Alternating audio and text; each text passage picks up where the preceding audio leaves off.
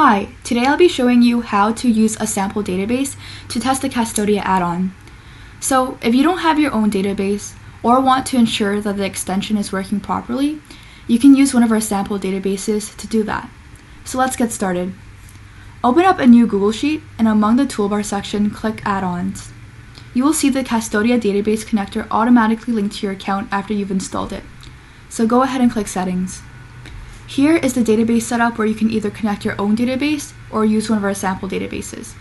For this video, we will only be focused on how to use a sample database, so go ahead and click Use Demo Credentials.